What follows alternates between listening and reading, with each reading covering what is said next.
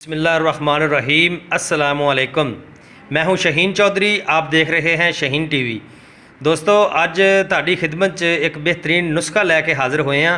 इंशाअल्लाह ये नुस्खा नायाब नुस्खा है कि इंशाअल्लाह बहुत जड़ियाँ साड़ियाँ भैणां परेशान ने फालतू चेहरे के बालों की वजह नाल, तो इंशाअल्लाह अज उन्हां दी ये परेशानी खत्म होने लगी है। तो जेड़े दोस्तां ने साडा चैनल सब्सक्राइब नहीं किया, साडा चैनल सब्सक्राइब कर लैन, बैल आइकन नूं प्रेस कर लैन। दोस्तों यह लंबा चौड़ा नहीं नुस्खा हैगा, बिल्कुल है तीन चीज़ां ने ते बाज़ार चों बड़ी आसानी दे नाल मिल जांदियां ने। यह पहली चीज़ है हड़ताल वर्की। वर्की कहंदे ने इनू। ये बिल्कुल है सुनहरी हुंदी है, इस तरह का कलर हुंदा है। किसी भी पंसार की शॉप तो जाके तुसीं लै सकदे हो, आसानी तुहानूं मिल जाएगी। वर्की हड़ताल वर्की, ठीक है। यह जी यह चूना हैगा, वो चूना जिहड़ा अक्सर घरां दे विच कीता जांदा है मकानां दे उपर, ठीक है। चूना आम चूना तो यह हैगा अरके गुलाब। इन्हां तिन्नां चीज़ां दा ये इंशाअल्लाह एक क्रीम तैयार होने लगी है। तो जिन्हां दे चेहरे ते फालतू बाल हुंदे ने और साड़ियां भैणां क्रीमां टूपां ला ला के बहुत परेशान हो चुकियां ने, बाल जाण दा नां नहीं लै रहे। अज इंशाअल्लाह असीं वो नायाब नुस्खा तैयार करके दिखावांगे कि तुहाडी ये परेशानी इंशाअल्लाह ख़त्म हो जाएगी।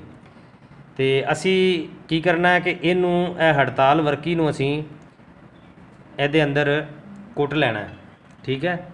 इनू अच्छी तरह कुटना है, कुट के इनू बरीक पी लेना है, बरीक कर लेना है। इसकी कुटाई इस तरह करनी कि बिल्कुल बरीक हो जाए। तो उस तो बाद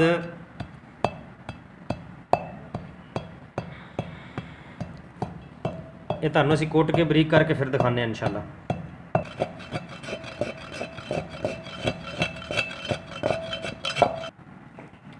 साड़ी जी है जिहड़ी वर्की है ये बिल्कुल पीस ली गई है। तो यदा बेहतरीन बरीक जिहा सफूफ तैयार हो गया।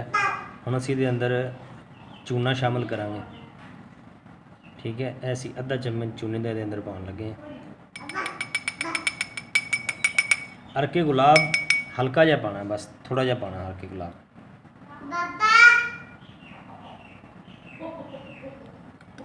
असीं इहनूं अच्छी तरह मिक्स करांगे।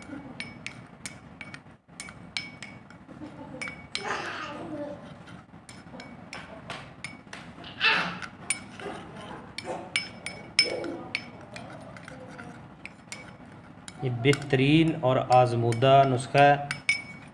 इंशाअल्लाह फालतू बाल चेहरे दे बाल ये इस तरह होएगा कि ये तकरीबन 20 मिनट लानी है। 20 मिनट तो बाद तुसी इनू खुश्क होने का इंतज़ार नहीं करना कि खुश्क होएगी फिर उतारांगे, नहीं। बस 20 मिनट टाइम तुसी, उस तो बाद हल्की हल्की गिली रहेगी, ठीक है ना। तो मुकम्मल खुश्क सुकेगी नहीं है।